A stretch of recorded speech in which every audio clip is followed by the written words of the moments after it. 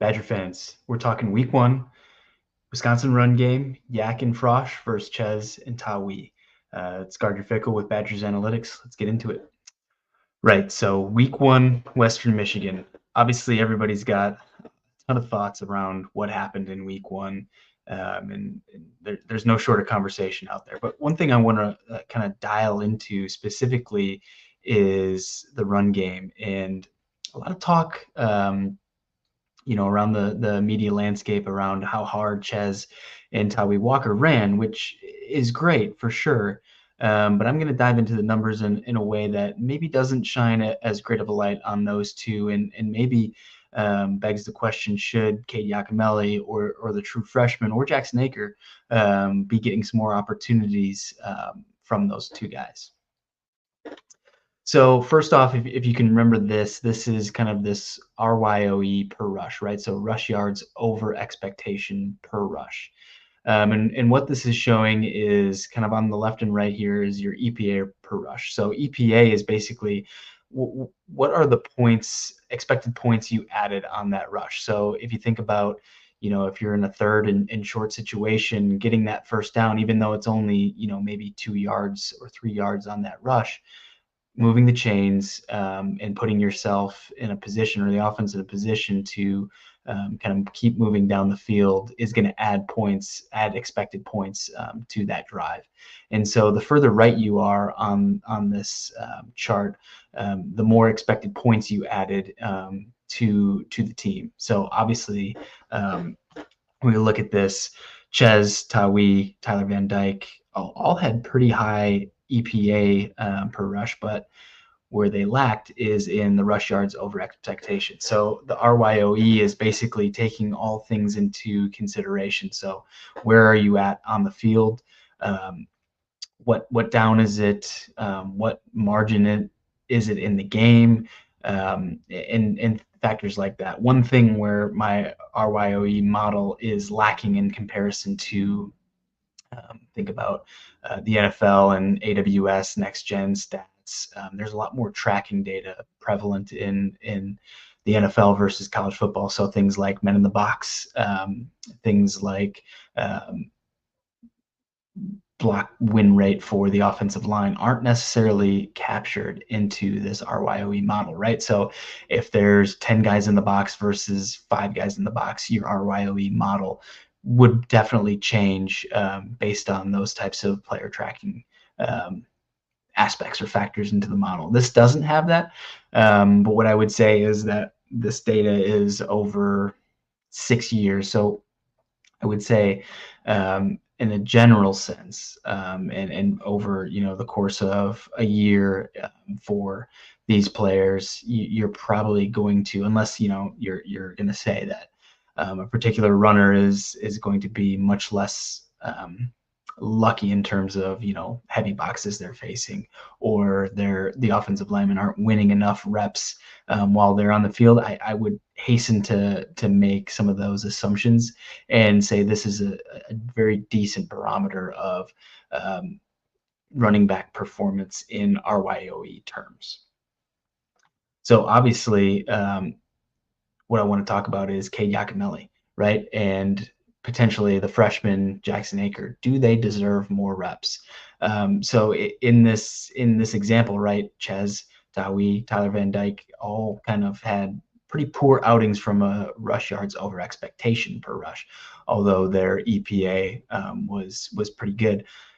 Cade Yacamelli was pretty high in both categories, and is that a signal that he should be earning more reps?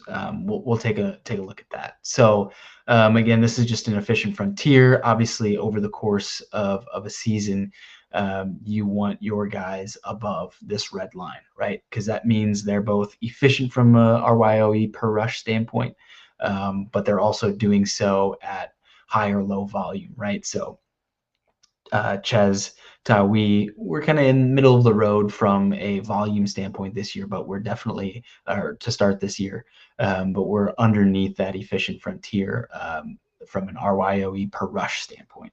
And then Tyler Van Dyke was pretty much right along that line, very average, very middle of the road so to speak. I'd like to see him get above that. And from an RYOE standpoint, I think he left a lot out there that he can easily get back. I think Cade Yacamelli obviously had a very high RYOE per rush, but didn't get the volume commensurate with that level of efficiency, that level of explosiveness in the run game over what was expected, given all of those different factors that go into the RYOE model. So does he deserve more reps? And that's a question. I think how I'm going to answer that is take a look at, is this performance from Chez and Tawee indicative of their historic results? And does that play into how much volume should we really be giving them, especially when they kind of show early on in the game that they're not generating those explosive plays. They're not generating runs over expectation. And when you got a guy like Yacamelli, or you got these freshmen who flash that explosiveness and can give you some really highly explosive plays, that may be very worth it, especially when we think about the context of, hey, the passing game didn't really show us what we wanted it to. Now, was that game plan? Was that the way Western Michigan played us? There's plenty to debate about that. Luke Fickell's saying one thing, fans in the stands saying another thing. Who are we to know? I think as the season rolls on, we'll know more and more about that. But let's just say we aren't going to get any more explosiveness out of our pass game. Well, we need to find it somewhere. And in the run game, with a very experienced offensive line, 22 personnel sets, 12 personnel sets, 13 personnel sets. I mean, we saw a ton of tight ends in the game. If we're going to go back to the Paul Chryst era in terms of our personnel groupings, we're going to need to see some level of production out of our running backs from an explosive standpoint. So when you look at Chez, this is his RYOE per carry across his time at Wisconsin. And what you can see here is a lot of games in the negative. And in fact, 77% of Chez's games at Wisconsin have been less than 0 in terms of RYOE per carry across those games. That's not very good. And now, right, what are, that goes into, is he this unlucky? Injuries have definitely played a factor in his time at Wisconsin and kind of his story at Wisconsin. But these are about the times when he's in the game getting those rushes, and the RYOE model is not a friend of Chez. And again, the things that are lacking in this model are personnel groupings, defensive men in the box, are they run blitzing, all of these different factors that player tracking data can kind of sparse out. That's kind of up in the air in terms of this model. Now, I'll tell you, as we get through more and more data in here, I would hasten to say that, again, this is not taking all of those factors into play, but over the course of 22 games in Chez's career, 77%, that's a little bit too much volume below from an RYOE standpoint to say, hey, that's all unluckiness. That's all, your blockers aren't doing what they should be in that play and opening up big enough holes for you to explode and get through. I'm just really not buying it from that standpoint. And I'm not saying, right, you look at the Buffalo, right? You look at some other games within Chez's career, right? There's explosive runs. There's, definitely plays where he's being able to gash and to get, some significant runs over expectation. I'm not saying that those plays for him aren't there. What I'm saying is that there's way too much negative in relation to those types of plays, that over the course of the games that he's played in, he's getting less than expectation, and that's a problem. And then when you look at Tawee, I will say in his time at Oklahoma, he wasn't getting a ton of volume, right? So when you look at these game-by-game numbers like this West Virginia, that was like 1 or 2 carries, if I'm remembering correctly. Hard to really judge that significant underperformance as, right, that's who he is. But Western Michigan was his highest volume game, and, right, less than 0 from an RYOE per carry standpoint. Not really a positive sign when you're thinking, hey, where do we need to be leaning on if our pass game's not there? Do we really need to be giving Tawee Walker more and more reps? I would say in the red zone, in short yard situations, he shined. And you can see that in that high EPA, right? When, we're only looking for 3 yards, right, to get that first down in a 3rd and 2, he may be that guy. He may be the guy to go to. But in an every down, early down situation where, you're trying to get 8, 9, 10 yards, you're trying to bust out those 25, 30-yard runs to really kind of change the field, get the defense on its heels, work your play action game off that. I'm not so sure he's that every down type of back. Based on this and based on Western Michigan, where he got most of his volume and didn't necessarily see it from an RYOE standpoint. And again, right, this is, I hate to kind of play this game with him because a lot of his Oklahoma time was really low volume. So it's really tough to measure him within that. But again, 71% of Tawee's games in his career have been less than 0 rush yard over expectation per rush or per carry. Let's go back in time, right? What did Jonathan Taylor look like from an RYOE per carry standpoint? And man, is this a different looking graph. And again, I'm not trying to compare maybe arguably the best running back of all time in college football to these two guys, but this is what that high level of explosiveness looks like from a running back and from an RYOE per carry standpoint. And really that does really kind of show the juxtaposition of Chez Tawee, maybe not those bell cow backs that we were giving them from a volume standpoint. I mean, 19 and 15 carries apiece. That's a lot of volume to be giving to running backs. And especially when you think about, we talked a lot about the depth of this running back room in the preseason. And really you see a lot more explosiveness from those other guys in that room. Are we going to continue to kind of steal reps, steal volume from those guys, given that that's an opportunity for them? I really don't know. Like 25%, right? 77%, 71% for Chez and Tawee, games less than 0 run yards over expectation per rush. A 25% clip for Jonathan Taylor. Right? That's a big difference here. Big difference in terms of that production. Now, when you look at Cade Yacamelli, obviously 1 game sample size, Western Michigan, 4 carries, not a ton of volume there. And when you look at over the course, right, he hasn't really proven himself either. Now, does what he did in Western Michigan give him that opportunity to show with more volume, hey, can you continue to find those holes that you did in Western Michigan? I don't know, right?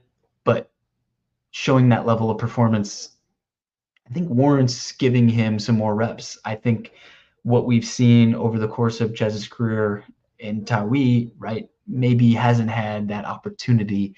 But I think from a Chez standpoint, I don't know if he deserves, the bulk of the carries in this running back room. I don't know if he does. Now, that's from a run standpoint.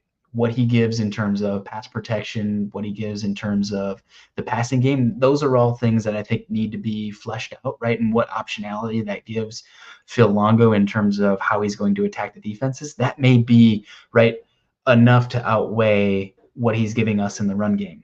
Now, I will say, if the passing game isn't really dynamic and he's not giving very much in the pass game, which I mean, correct me if I'm wrong, but I didn't really see that much dynamism from Chez in the pass game. Against Western Michigan in his entire career, I don't know if I've seen that enough without looking too deep into the data to say, hey, he's giving you that much more in the pass game. But maybe it's in the pass pro and what that allows Phil Longo to do. But again, if the pass game isn't showing us what we need to see from an explosiveness, we really need to find that somewhere else. And again, I'm not sure how much we're going to be able to get that from Chez. And does that mean Yak? Does that mean the freshman? Does that mean Jackson Acker deserve more carries as we get throughout the season? that's one thing I'm going to be watching. South Dakota is what does that carry distribution look like?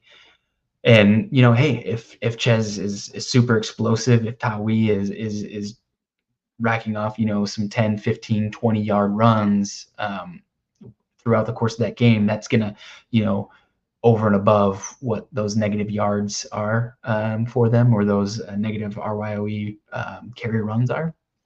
Hey, maybe I'll eat crow and I'll be completely fine with that. But right there's significant signal here to say Chez maybe not as good of a runner as we think. Tawee Walker, right? One real game of sample size at significant volume. Um, but do you want to rely on a guy who hasn't had that much consistent time to show, when you've got Yak who in his time, right, 4 carries, significant yards, 8.8 per carry, 2.82 over expectation per rush. I mean, that's some significant stuff to go on and to reshift that volume within the running back room. So that's all I've got for you today. This Saturday, I won't be live tweeting, live tracking the game. I've got a wedding, so I'll be kind of predisposed with that. Sunday, I'll plan to watch the game, probably tweet out in the quarters to give you guys that data if you want to look back at that from a per quarter basis, and we'll come and probably re-go over this information. We'll see what the passing game gives us. We'll see what the red zone is looking like, and I may have a little bit more data dives into there. If hey, we come into South Dakota, have some pretty significant drives, and again show some inability to convert some really strong drives into six, and kind of analyze Phil Longo's offense, which has been maybe not as adept in the red zone game than you might like. So there's some other things that I've noticed from a data standpoint in week one, but not enough to say, hey, this is something we really need to look at. We'll see those in the coming weeks. And obviously, for all of our sake, let's hope South Dakota is a much better outing for Wisconsin football. So that's Guard Your Fickle. Follow me on X at Guard Your Fickle. I'll have, again, live data tweets out on Sunday when I'm rewatching, and hopefully all goes well Saturday at 2:30. So cheers.